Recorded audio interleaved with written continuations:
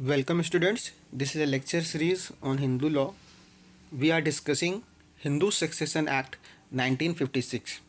Today we are discussing Hindu male's property if he died intestate. Under Hindu Succession Act we deal with the interstate succession.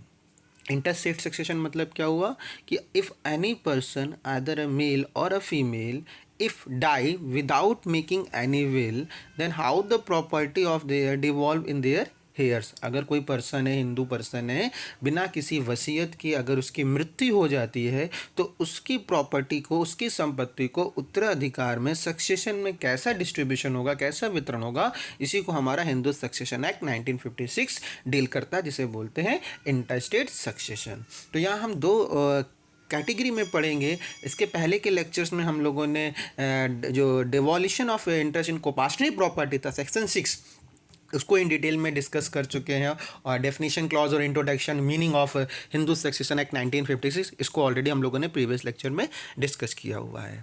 आज के lecture में हम देखने वाले हैं कि इफ़ एनी मेल हिंदू, अगर कोई एक हिंदू पुरुष है, अगर उसकी मृत्यु हो जाती है बिना किसी वसीयत के, तो उसकी प्रॉपर्टी को हम डिवॉल्व कैसे करेंगे, उसकी प्रॉपर्टी में का डिस्ट्रीब्यूशन कैसे होगा, उसके हेयर्स में कैसे डिस्ट्रीब्यूट करेंगे.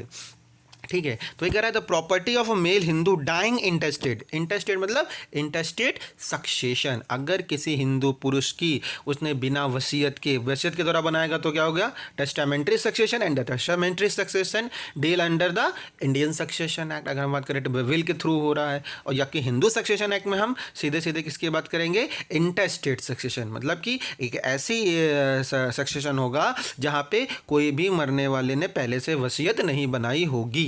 ठीक है. तो अगर the Hindu succession act 1956 lay down the provision for the property of a Hindu male dying intestate. अभी हम लोग आज पढ़ेंगे हिंदू का, नेक्स्ट क्लास में पढ़ेंगे if any Hindu female die without making any will then how the property of her devolve in their heirs. तब उसको डिस्कस करेंगे. क्या कह रहा है, the act says that the property of a Hindu male dying intestate is first given to the heir of class 1. जैसा कि हम लोगों ने हिंदू सक्सेशन एक्ट 1956 की जब स्कीम ऑफ द स्टडी देखी थी पूरे एक्ट की, तो देयर आर तो 30 सेक्शन, 31 रिपील हो चुका. और लास्ट में एक शेड्यूल था, वहाँ पे दो क्लासेस बताए गए थे, क्लास 1 हेयर और क्लास 2 हेयर. जब बेयर एक्ट में एकदम लास्ट में देखेंगे तो वहाँ पे दो क्लासेस मिलेंगी. और उस क्लास 1 और क्लास 2 हेयर में कुछ रिलेशनशिप बताए गए हैं. वो रिलेशनशिप किसके 2 वर्ड्स हैं, जिस पर्सन की डेथ हुई है, जो डिसीज्ड पर्सन है, मृतक पर्सन है, व्यक्ति है, उसके रिलेशन, उसके संबंध में रिलेशन बताए गए हैं कि उन लोगों को प्रॉपर्टी उस व्यक्ति के मरने के उपरांत वो प्रॉपर्टी, वो संपत्ति प्राप्त होती है. तो कह रहा है अगर कोई हिंदू मेल की डाई हुआ है तो प्रॉपर्टी फर्स्ट गिवन किसको मिलेगी, क्लास 1 ईयर को. क्लास 1 ईयर में भी हम लोग देखेंगे कौन कौन से रिलेशनशिप आते हैं. And if there are no heirs of a class 1, अगर जो क्लास 1 में हेयर्स लिखे हैं वो लोग उपस्थित नहीं है, वो प्रेजेंस नहीं है, देन वो प्रॉपर्टी किसको जाएगी, देन क्लास 2 को जाएगी. इट मीन्स प्रेफरेंशियल ऑर्डर है. It means class 1 exclude the class 2 members. अगर क्लास 1 के मेंबर हैं तो क्लास 2 वाले मेंबर को नहीं मिलेगी. तो क्या कह रहा है कि क्लास 1 पहले प्रॉपर्टी कहाँ जा रही है, क्लास 1 में जा रही है, देन वो प्रॉपर्टी कहाँ जाएगी, अगर क्लास 1 के हेयर्स नहीं होंगे तो क्लास 2 हेयर्स में जाएगी. Then it is given to the class 2. If there are no heirs in class second, अगर क्लास सेकेंड के भी मेंबर्स नहीं है, जो क्लास सेकेंड में जो बताए गए हैं, जो संबंध बताए गए उन लोगों से रिलेटेड इशू वो वहाँ पर्सन नहीं है, देन क्या होगा, then the property is given to the descendant agnates. Agnates और कॉग्नेट हम लोगों ने पढ़ा था. Agnate the relation through the male and the cognate through the relation between a female, जो हम लोगों ने रिलेशन पढ़ा था. और ये एग्नेट और कॉग्नेट आइदर मेल भी हो सकते हैं और फीमेल भी हो सकते हैं. तो कह रहे हैं अगर क्लास 1 और क्लास 2 हेयर भी नहीं है उस डिसीज्ड पर्सन के, उस मृतक पर्सन के, तो उसके एग्नेट्स में जाएगी. ठीक, relative through the male lineage. And if there are no agnates then through the male lineage cognate को जाती है. ठीक है, फीमेल लीनेज की साइड से जाएगी. तो ये जनरल प्रिंसिपल क्या कह रहा है कि अगर under the Hindu succession act intestate succession करना है, देन अगर कोई हिंदू पर्सन की मृत्यु हुई है तो उसकी प्रॉपर्टी को डिवॉल्व कैसे करेंगे हम, पहले क्लास 1 के हेयर्स में जो भी रिलेशंस हैं, जो भी लोग आते हैं उनको मिलेगी. ठीक, अगर वो सबको डिस्ट्रीब्यूट होगा तो क्लास 2 को वो एक्सक्लूड कर देगा. अगर क्लास 1 का कोई मेंबर नहीं है देन वो क्लास 2 में जाएगा. अगर क्लास 2 के मेंबर्स भी नहीं है देन एग्नेट और देन कॉग्नेट्स में जाएगा. ठीक है, जो डील कर रहा है अभी हम लोग सेक्शन 8 to 13 जो बात कर रहा है, जैसा इस एक्ट का, हिंदू सक्सेशन एक्ट का, वो स्पेसिफाई करता है रूल्स रेगुलेशन, जो प्रोविजंस बता रहा है succession of property of Hindu male जो इंटरस्टेट हुआ है, ठीक है, कैसे हम प्रॉपर्टी को डिस्ट्रीब्यूशन में करेंगे। Section 8 of the act specify the general rule. जो हम सेक्शन 8 देखेंगे वहाँ पे जनरल रूल बता रहा है, जो भी हम लोगों ने देखा कि पहले क्लास 1 में जारी है, क्लास 2 में जारी है, फिर एग्नेट्स में, फिर कॉग्नेट्स में, फिर इस चीज़ को बात कहाँ की गई है, सेक्शन 8 में स्पेसिफाई की गई है। वाइल सेक्शन 9 to 13 है हाउ टू प्रॉपर्टी डिस्ट्रीब्यूट या अलॉटमेंट ऑफ शेयर की, जब हम बात करते हैं, describe and provide the detail for the rules and lay down in section 8। जैसे कि 8 में बताया गया किन किन लोगों को मिल रही है, कैसे मिलेगी, कितना अलॉटमेंट ऑफ शेयर होगा, इस चीज़ का डिस्कशन किया गया है सेक्शन 9 to 13 के बीच में। इट मीन्स कि जो पूरा मेल पर्सन वाले की हम बात करेंगे, डिवॉल्यूशन ऑफ प्रॉपर्टी की बात करेंगे, वो section 8 to 13 of Hindu succession act को हम लोग डील करेंगे वहाँ से। ठीक, क्या कह रहा है सेक्शन 8? सेक्शन 8 जो बता रहा है कि जनरल प्रिंसिपल ऑफ सक्सेशन का बता रहा है in case of a male, कि अगर मेल पर्सन है, पुरुष है, अगर उसकी मृत्यु हो रही है विदाउट मेकिंग एनी विल, अगर उसने अपनी वसीयत नहीं बनाई है प्रॉपर्टी को, तो हिंदू सक्सेशन एक्ट में उसकी प्रॉपर्टी का डिवॉल्व हम कैसे करेंगे, डिस्ट्रीब्यूशन कैसे करेंगे, उसके लिए सामान्यतः नियम जो बताई बात की गई है वो सेक्शन 8 में बात की गई, धारा 8 में बात की गई है। क्या कह रहा है, the property of a male Hindu dying interstate. Interstate मतलब बार बार हम बोल रहे हैं, हम लोग पढ़ के आ रहे हैं कि वो पर्सन जिसने वसीयत नहीं बनाई है, अपनी विदा किसी वसीयत के, उसकी मृत्यु हो गई है, तो उसकी प्रॉपर्टी कैसे डिवॉल्व हो रही है, कह रहा है self devolve according to the provision of this chapter, जो कि बात किसमें की गई है, सेक्शन 8 में बात की गई है, इस चैप्टर के अकॉर्डिंग की गई है। ठीक है, क्या कह रहा है चैप्टर, क्या है, चैप्टर आपका सेकेंड है जो इंटरस्टेट सक्सेशन की बात करता है। कह रहा है firstly upon the hairs being the relative specified in class 1 of the schedule. जो हेयर एक्ट के लास्ट में शेड्यूल लिखा है उसमें जो क्लास 1 की हेयर है, जो उनमें जो रिलेटिव हैं, तो प्रॉपर्टी फर्स्टली उनको जाएगी, अगर उनको मिल गई तो वो एक्सक्लूड कर देंगे सेकंड वालों को। लेट सपोज अगर क्लास 1 की हेयर्स नहीं है तो कह रहा है सेकेंडली किसको मिलेगी, द्वितीय रूप से किसको मिलेगी, if there is a no heirs of a class second. अगर क्लास सेकेंड फर्स्ट नहीं है, देन हम क्लास सेकेंड की बात करेंगे और कोई भी हेयर नहीं है upon the heir being the relative specified in class 2 of the schedule. अब मानते हैं क्लास 1 भी नहीं है, क्लास 2 की हेयर्स भी नहीं है, देन थर्डली वो प्रॉपर्टी किसको जाएगी, if there is a no heirs of the any of the 2 classes, first class का भी नहीं मेंबर है, सेकंड क्लास के भी मेंबर नहीं है, then the property devolve to the agnates of the deceased. जो मृतक पर्सन है, पी पर्सन है, उसके एग्नेट्स को मिलेगी। क्लियर है? ठीक, फिर कह रहा है अगर एग्नेट्स भी नहीं है, एग्नेट्स भी उपस्थित नहीं है, कोई पर्सन एग्नेट्स के रिलेशनशिप में भी नहीं आ रहा है डिसीज्ड के, तो कहेगा लास्टली किसको मिलेगी, कॉग्नेट्स को मिलेगी।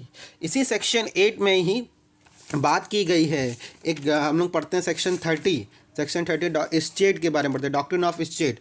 अगर फर्स्ट भी नहीं है, क्लास भी नहीं है, सेकेंड क्लास भी नहीं है, एग्नेट भी नहीं है, कॉग्नेट भी नहीं है, मतलब उस प्रॉपर्टी के लिए कोई भी इंटाइटल नहीं है, कोई किसी को नहीं मिली, देन द लास्टली जो प्रॉपर्टी चलती है, जब कोई एग्नेट भी नहीं है ना कॉग्नेट भी नहीं है, देन द प्रॉपर्टी कहाँ चली जाती है, as per the section 30 of the Hindu succession act, वो गवर्नमेंट में डिवॉल्व हो जाती है, उसे बोलते हैं डॉक्ट्रिन ऑफ स्टेट बोलते हैं। अगर हम सेक्शन 30 जाएंगे हिंदू सक्सेशन एक्ट के एकदम लास्ट सेक्शन जो है बात कर रहा है, वो किस चीज़ की बात कर रहा है, सॉरी सेक्शन 30 नहीं मेंशन होगा, सेक्शन यहाँ पे होगा सेक्शन 29, सेक्शन 30 नहीं, सेक्शन 30 टेस्टामेंट्री सक्सेशन की बात कर रहा है, sorry for that.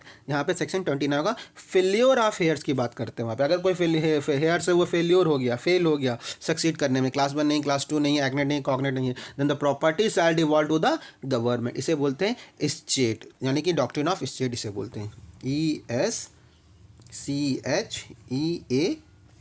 Under section 29।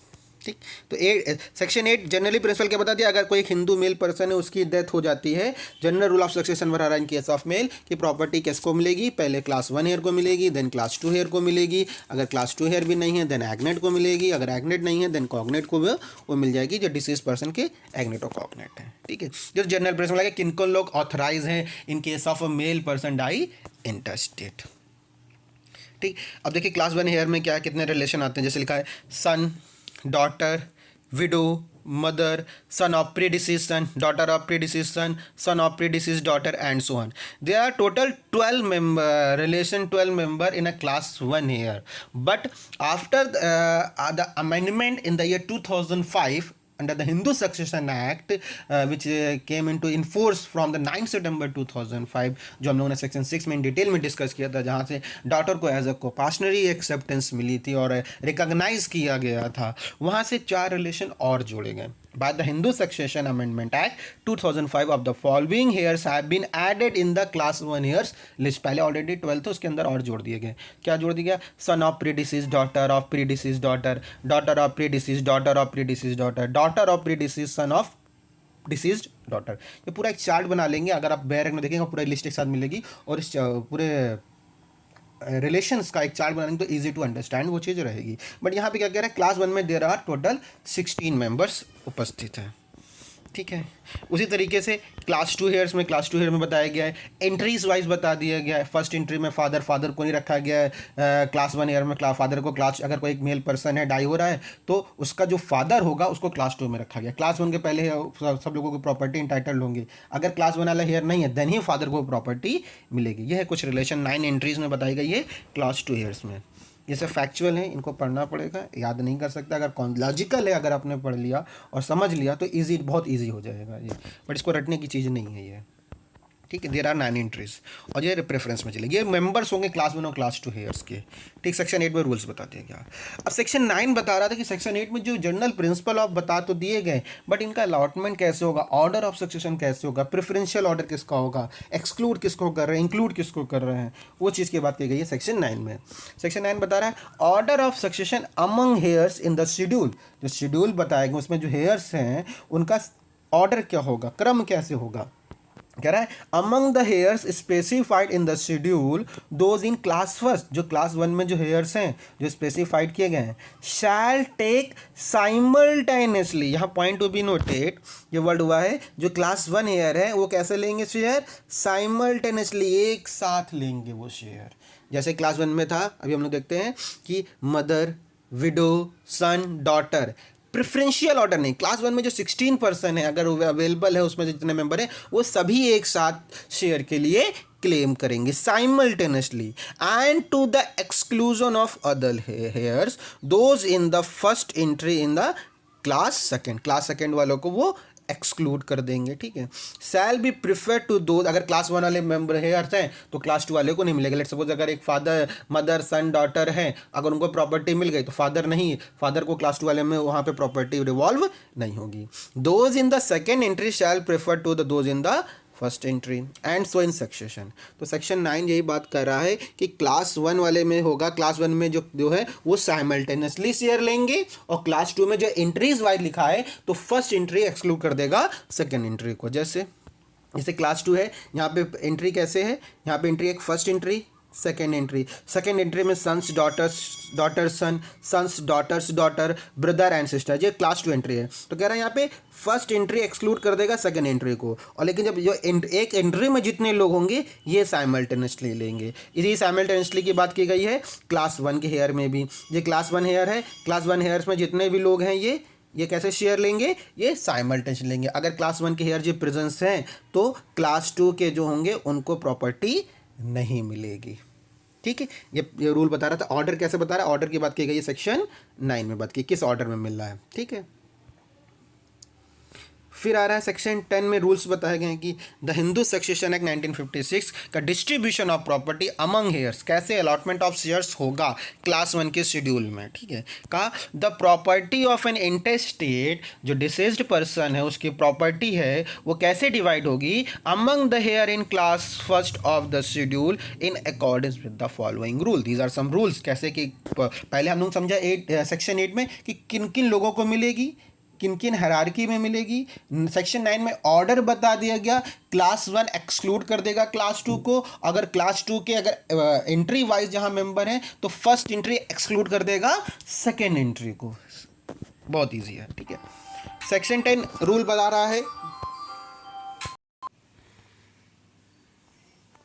ये सेक्शन 10 बता रहा है कि किस शेयर को किसका कितना अलॉटमेंट होगा। उसके पहले हम लोगों ने देखा है कि ऑर्डर देख लिया और किन को लोगों को राइट मिलेगा, सेक्शन 8 और 9 में देख लिया। सेक्शन 10 का रूल 1 क्या कह रहा है, द इंटेस्टेट विडो और if there are a more than one widow all the widow together shall take one share. अगर जो इंटरस्टेट पर्सन है, जो डिसीज्ड पर्सन है, अगर उसकी एक से अधिक विडो हैं तो सभी विडो को सिर्फ एक ही शेयर मिलेगा। मतलब कहने का क्या हुआ, इसको एग्जाम्पल से समझते हैं हम लोग। लेट्स सपोज एक पी पर्सन है, ये इंटरस्टेट है, ब्रैकेट में क्या मीन के मान के लेंगे, ये मर गया बिना वसीयत के, इसकी डेथ हो गई है, ठीक है, छोड़ के गया है अपने पीछे सन को, डॉटर को।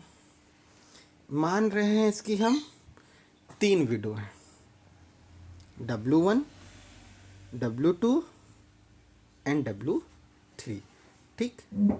पी की डेथ हो गई है। देन द प्रॉपर्टी को क्या कह रहा है, रूल 1 कह रहा है कि अगर जो डिसीज पर्सन है, एक से अधिक वाइफ हैं, सभी को इक्वल शेयर मिलेगा। इट मीन्स पी की प्रॉपर्टी में कितने लोगों में डिवीजन होगा, सन में, डॉटर में और विडो में।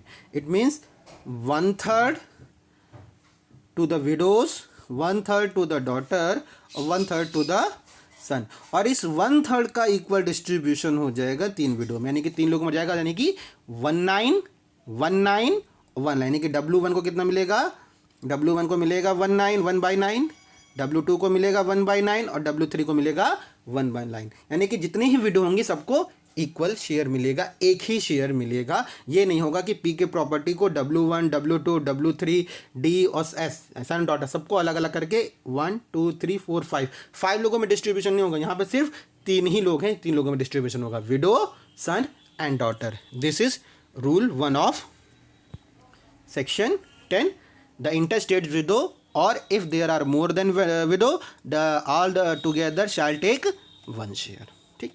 Then what is rule 2, rule 2 क्या कह रहा है, रूल 2 कह रहा है the surviving son and the daughter and the mother of a intestate, intestate मतलब जो पर्सन जिसकी मृत्यु हुई है, shall each take one share. सभी को कितना मिलेगा, एक शेयर मिलेगा। और तीनों ही मेंबर कौन है, चाहे सन हो, चाहे डॉटर हो और चाहे मदर हो, ये क्लास 1 ईयर्स में आते हैं। कैसे क्लास 1 ईयर्स में आते हैं, देखिए अभी हम लोग देखा था, class sun, daughter, widow, mother, ये क्या है, क्लास 1 ईयर में है। और हम लोगों ने क्या पढ़ा था, सबसे पहले किसको मिलती है, क्लास 1 ईयर को मिलती है। और क्लास 1 ईयर में सबको प्रॉपर्टी कैसे मिलेगी, साइमल्टेनियसली मिलेगी एज पर सेक्शन 9। तो वही सेक्शन 10 रूल 2 क्या कह रहा है कि जितने भी अगर कोई इंटरस्टेट पर्सन है, सॉरी, तो जितने भी सर्वाइविंग सन हैं, डॉटर हैं, मदर हैं, सबको एक ही शेयर मिलेगा। Let's suppose he is a father, छोड़ के गया, इसकी विडो है, सन है और डॉटर है। तो रूल 2 क्या कह रहा है, जितने भी क्या इसके सर्वाइविंग कौन हो गया, सर्वाइविंग विडो है, सर्वाइविंग डॉटर है और सर्वाइविंग सन है, सबको एक ही शेयर मिलेगा। यानी कि एक शेयर W को, एक शेयर D को, एक शेयर S को, यानी कि 1/3, 1/3, 1/3। हो सकता है कि सन को यहाँ पे S2 भी होता तो सभी सन का एक ही शेयर होगा, अलग अलग इंडिविजुअल नहीं मिलेगा, पर ब्रांच मिलेगा, ठीक है। ये हो गया रूल 2। देन रूल 3 क्या बात कर रहा है, the heirs in the branch of each predeceased son और ईच प्रीडिसीज डॉटर। यानी कि 2 वर्ड आता है ना, एक होता है डिसीज्ड, एक होता है प्रीडिसीज। डिसीज जो मृतक कौन है, जो इंटरस्टेट पर्सन है। प्रीडिसीज कौन हो गया कि उसके मृतक के मरने से पहले ही अगर कोई उसका सन या डॉटर है वो पहले ही ऑलरेडी मर गया, तो उसे बोलेंगे प्रीडिसीज सन और predeceased daughter of a intestate. Shall take between them one share, उन्हें कितना शेयर मिलेगा, उन्हें एक ही शेयर मिलेगा। इस चीज़ को कैसे समझेंगे हम लोग, लेट सपोज मान के चलते हैं, रूल 3 को हम लोग समझ रहे हैं यहाँ पे ऑफ सेक्शन 10। रूल 3 बता रहा है कि एक पी पर्सन है, इसका सन है और इसका डॉटर है। पी यहाँ पे क्या आएगा, डायग्राम सही नहीं बना, फिर से बनाते हैं हम लोग। एक पी पर्सन है, एक सन है और एक डॉटर है। पी पर्सन इंटेस्टेट है, मान के चल रहे हैं इसके मरने, ये डिसीज्ड है, हम बात कर रहे हैं प्री डिसीज सन और डॉटर, हम अगर हम सन का एग्जांपल लेके चले, यानी कि पी के मरने से पहले सन की डेथ हो गई होगी, ठीक, ये हो गया प्री डिसीज्ड सन हो गया। तो कह रहा है चाहे प्री डिसीज सन हो या प्री डिसीज डॉटर की भी जो ब्रांचेज में आएगा सभी को इक्वेशल मिलेगा। अगर यहाँ पे डिस्ट्रीब्यूशन होता तो कितना प्रॉपर्टी मिलता, एस को अगर एस जिंदा होता वन हाफ ऑफ शेयर मिलता। तो कह रहे हैं कि अगर एस के कोई ब्रांचेज हैं S1 और D1, तो इस 1-2 को इस पूरे में डिवीज़न होगा, एक ही शेयर मिलेगा। ब्रांच ऑफ प्री डिसीज सन की जो होगा उसको एक ही शेयर मिलेगा, यानी कि 1-2 को S1 और D1 में डिस्ट्रीब्यूट करेंगे तो कितना हो गया, 1/4 S1 को 1/4 D1 को बात कर रहा है ये। तो यही बात की गई है रूल 3 में।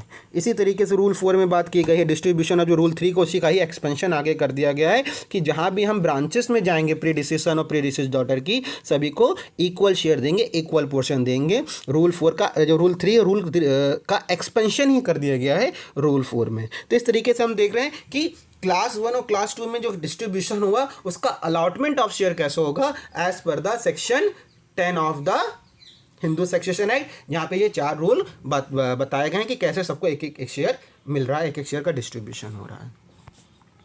देन हम बात कर रहे हैं सेक्शन 11 की। सेक्शन 11 क्या कह रहा है, कह रहा है अगर क्लास 1 के जितने भी रिलेशन थे, 16 लोग थे, 16 मेंबर्स थे, अगर वो उपस्थित नहीं है, वो प्रेजेंस नहीं है, तो कह रहा है distribution of property amongst the heir in class 2 as per the section 9। जो यहाँ पे ऑर्डर बताया गया, अगर क्लास 1 नहीं है पूरे देन हम क्लास 2 में आ जाएंगे। तो क्लास 2 में डिस्ट्रीब्यूशन कैसे होगा, ये बात कर रहा है, the property of the interstate shall be divided between the hairs specified any one in entry in class 2। Class 2 में 9 एंट्रीज है, हर एंट्री में अलग अलग लोग हैं। तो कह रहा है schedule so that they are share equally, वहाँ पे कैसा शेयर होगा, इक्वल शेयर का अलॉटमेंट होगा, इक्वली शेयर अलॉट करेंगे, यानी कि फर्स्ट एंट्री एक्सक्लूड करेगी सेकंड एंट्री को, अगर एक एंट्री में जितने लोग हैं सभी को इक्वल शेयर्स मिल जाएगा। तो हमारा समझ में आ गया क्लास 1 हेयर में कैसे हो गया, क्लास 2 में हो गया। अब एग्नेट्स और कॉग्नेट्स के लिए रीड टुगेदर विद करेंगे सेक्शन 12 और सेक्शन 13 को एक साथ पढ़ा जाता है कि सेक्शन 12 और सेक्शन 13 को हम लोग एक साथ कवर करते हैं। जब एग्नेट्स और कॉग्नेट की हम बात कर रहे हैं, 12 को पढ़ने से पहले हमें पढ़ना होगा एग्नेट और कॉग्नेट का कंप्यूटेशन ऑफ डिग्री कैसे करते हैं, एग्नेट और कॉग्नेट का रिलेशन निकालते कैसे हैं, इस चीज़ को समझने की जरूरत पड़ती है। उनका संबंध जो है उनका गठन कैसे होगा, इसको समझने की जरूरत पड़ती है। सेक्शन 12 में तो बताया गया कि ऑर्डर कैसे होगा उस एग्नेट और कॉग्नेट में डिस्ट्रीब्यूट करने का, बट एग्नेट और कॉग्नेट को हम काउंट कैसे करेंगे, इस चीज़ की बात की गई है सेक्शन 13 में बात की गई है। सेक्शन 13 कह रहा है for the purpose of determining the order of succession among the agnate or cognate, relationship shall be reckoned from the intestate to the heir in term of the degree of ascent or a degree of a descent or a both as the case may be।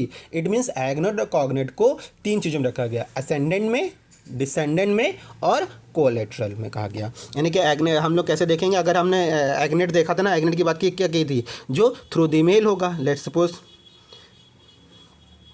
P person है, इसका father है, grand father है, मतलब उसका ही father है, ऐसे ऊपर ऊपर की ओर चले जा रहे हैं, ये क्या है, ये असेंडेंट है। तो क्या कह रहा है, ये एग्नेट असेंडेंट जाएगा। अगर इसी का हम नीचे जाएंगे और डाउनवर्ड नीचे जाएंगे कि फादर आएगा,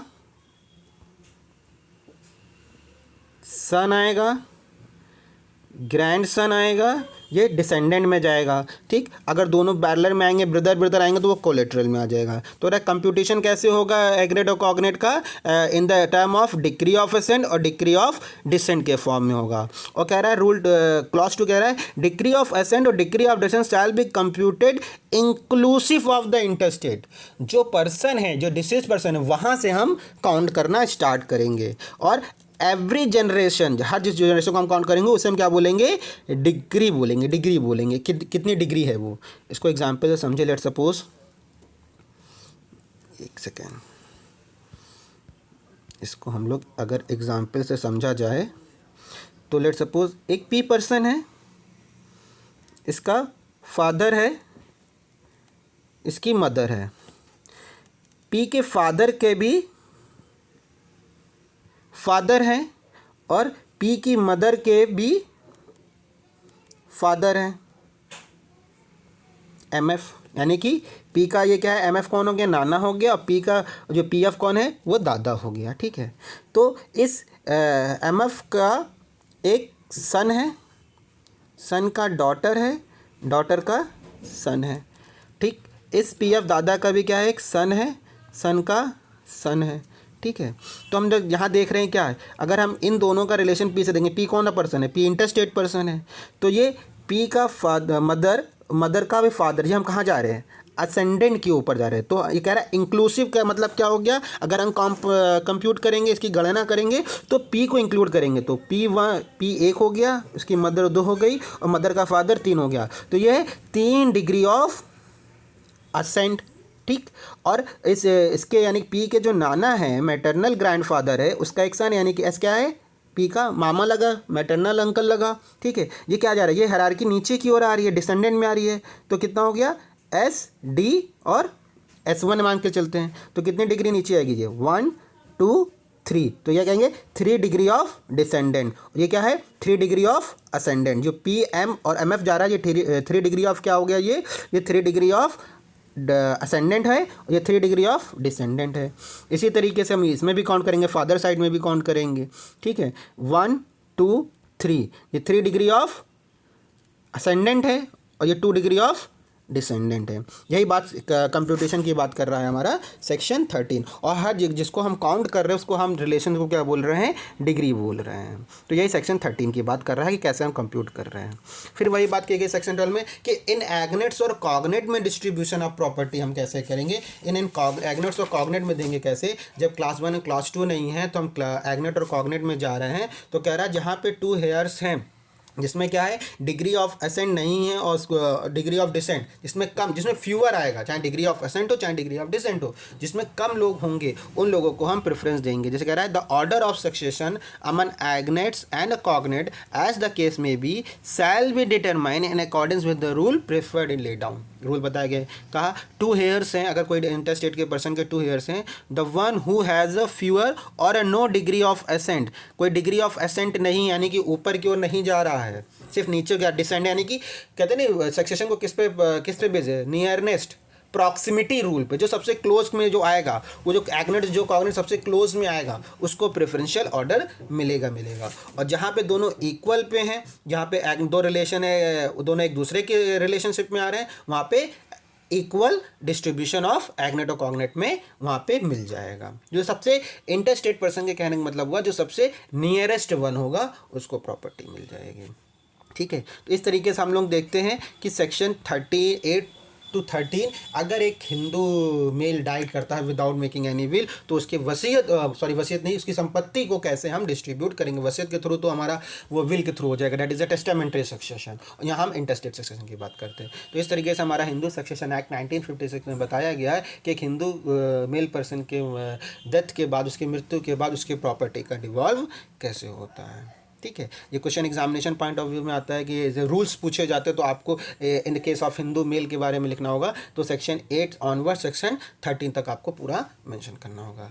नेक्स्ट लेक्चर में हम लोग इसी तरीके से एक फीमेल हिंदू अगर डाइट करती है इंटरस्टेट, देन उसकी प्रॉपर्टी कैसे डिवॉल्व होगी, सेक्शन 16, 17, 18 इसको ऑनवर्ड्स हम लोग डिस्कस करेंगे। ठीक है, तब तक के लिए थैंक यू।